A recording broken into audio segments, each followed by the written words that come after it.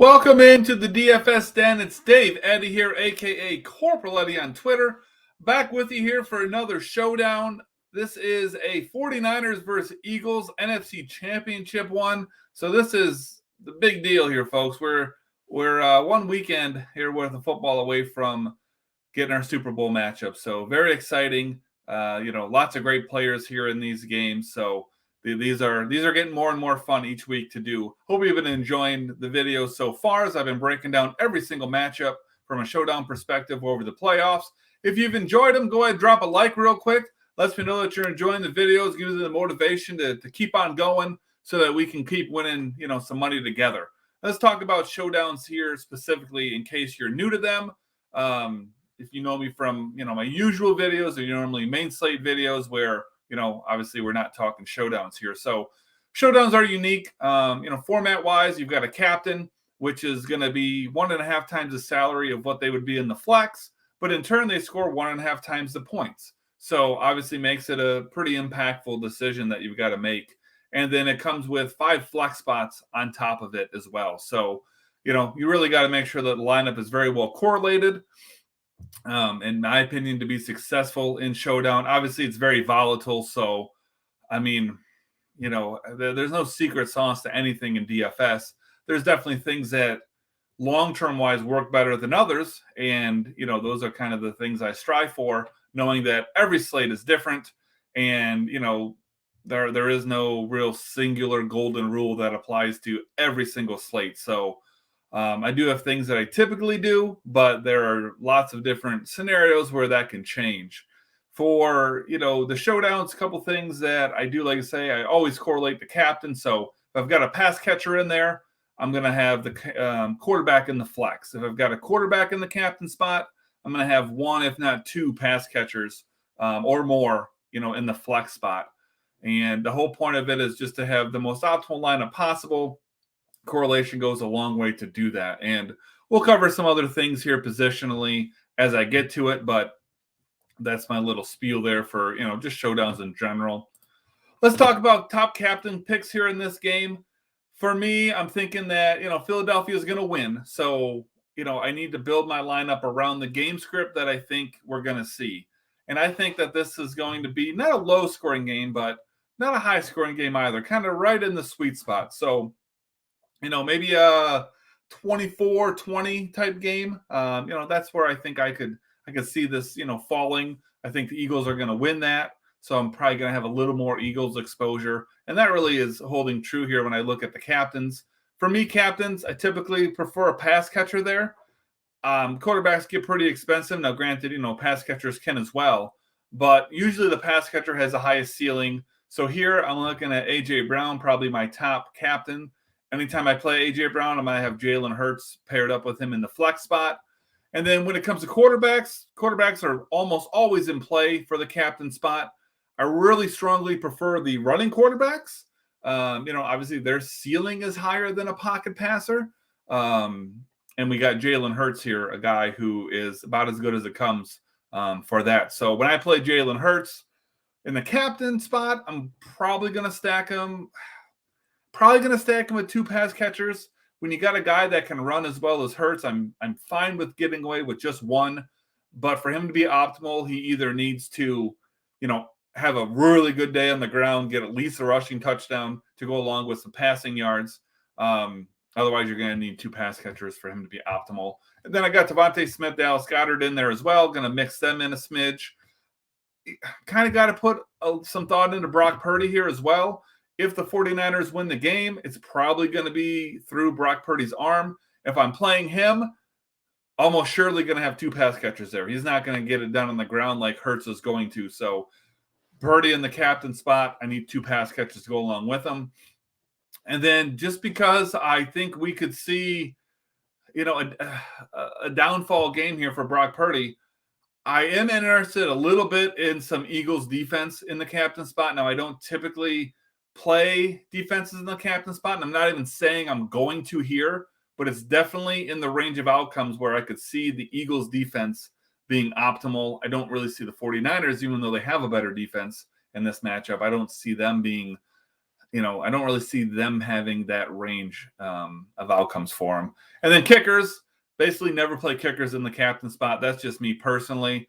It would take a pretty extreme circumstance where, a game where a kicker has a chance to be optimal and that kicker is fairly elite. So maybe a Justin Tucker in the right game environment I could see. But for this game, that's where I'm looking at there for captains. And then quarterbacks, I kind of did address them a little bit already, but Jalen Hurts, it's going to be hard for me not to play him in every lineup, be it a combination of captain and flex, of course. But he's just so good, and he can score points in so many different ways. I'm not going to force him into every single lineup, but he probably naturally will fall there.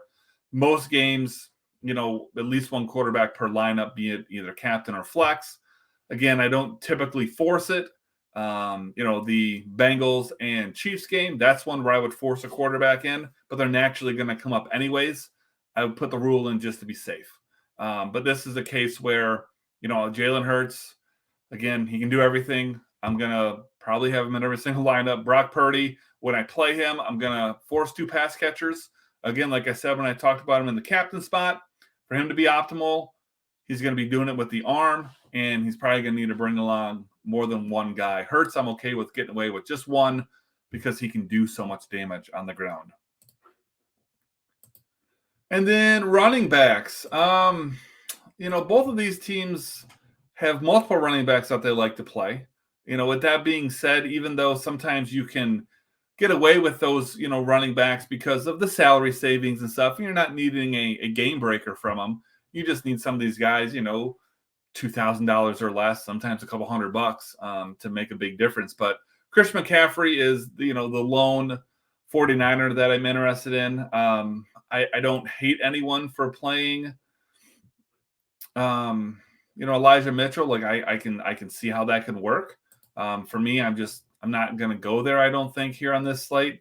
$5,200 price tag for him is just a little more than I like. I didn't mind playing him before when he was, coming in under 4K, but 5,200 gets to be a little expensive for, a backup running back, but I can get it if you're interested. And then Miles Sanders is where I'm looking at on Philly. Miles Sanders hasn't gotten you 10 points since week 14. So, against that 49ers defense, careful, probably not going to have a ton of him, might have 20-25% max exposure, but I'd be remiss if I didn't play him because if Philadelphia wants to run with that offensive line, I mean, I'm not saying they'll get the job done, but they can definitely make Miles Sanders in play. So I don't see how you can not play him personally.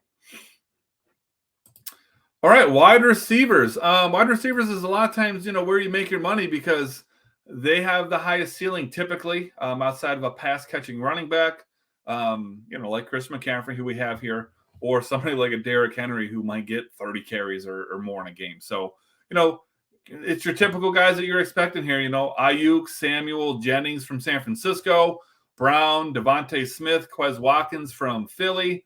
I'm going to have a pretty even exposure. I would say, maybe Jawan Jennings is the guy who's a little lower than everyone else, but those other people, somewhere between 30 to 50% probably is where they're going to fall. And it kind of just depends on how the rest of your lineup works.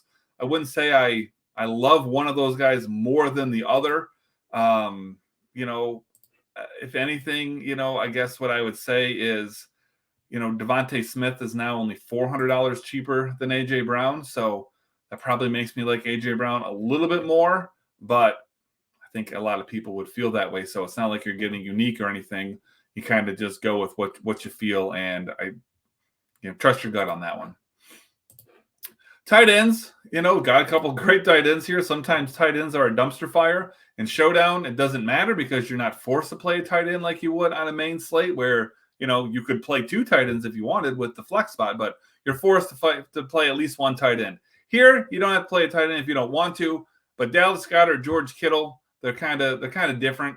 I would consider them both elite tight ends. I mean, they're not Travis Kelce, but they're not trash by any means. So both of these guys are very much in play. Quarterbacks like throwing to them. I would consider them for the captain spot as well. And oftentimes it takes a special tight end to be considered for the captain spot, but I consider both of these guys to be in that mix. I wouldn't play more than one tight end from the same team. And in this case, I'm only playing Goddard and Kittle anyway, so not really a thing. I don't mind playing both tight ends from both teams together. I think that's absolutely fine. And then everyone's favorite position here, the kicker. Kickers actually can be a little bit of a secret weapon here in showdowns because they do score more points than you think. And usually they're somewhere in the $4,000 range, give or take a little bit. Like here, Robbie Gould's up to $4,400. So that's pretty pricey, if you will, for a kicker. But when you figure they can get you double-digit points at any given slate at their cost, it's really not a bad thing. And when you get into games like this where you've got a lot of good players, that means you've got a lot of pricey players, and that means you need to save money somewhere. A kicker is a really good spot often to do that. Now, barring an extreme game environment where, I think kickers can absolutely be optimal, and there's a good likelihood of them being optimal, I kind of leave it to a max of one kicker per lineup. I don't like playing, both kickers in the same game unless, again, it's the right game environment. If I'm expecting a 13-9 type game, then yeah, sure, that makes the kickers, both in play, and that even puts them in the captain discussion theoretically. But here, I'm gonna have some exposure to both kickers, probably not above 30% for either. I don't really have a strong preference between one or the other. I think both of these teams are really good at scoring touchdowns, especially when they get in the red zone. So I don't have a strong preference one way or the other, and I think the game's gonna be pretty close. So I don't really have a lean. So you do whatever you feel like you need to do, or however it works best in your lineups there. And then lastly, defense, special teams. I typically, again, don't like playing more than one in the same lineup.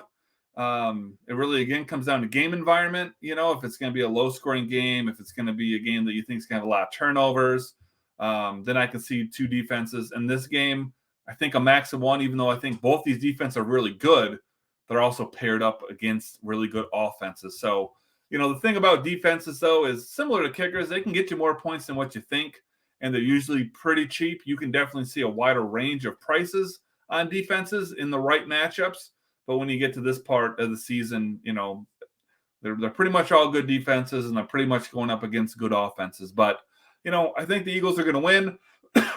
So even though I think the 49ers have a better actual defense, I can see the likelihood of Brock Purdy, taking sacks, getting the ball turned over more likely. So that's where I'm more likely to go there. It's sacks and interceptions, or not really interceptions, but sacks and turnovers are where the majority of your points are going to come from defense. If you get a defensive touchdown, then, that's a gold mine, goes a long way to making a defense optimal. So I do like the Eagles defense a little bit more than the Niners for the purposes of this slate.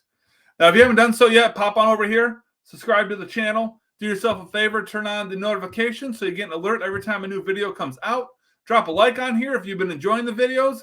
Gives me the motivation to know that you're enjoying them, and I can keep pumping them out for you. I know we're almost at the end of the playoffs, but, finishing strong. Wish you the best of luck this week, and I hope you enjoy the games.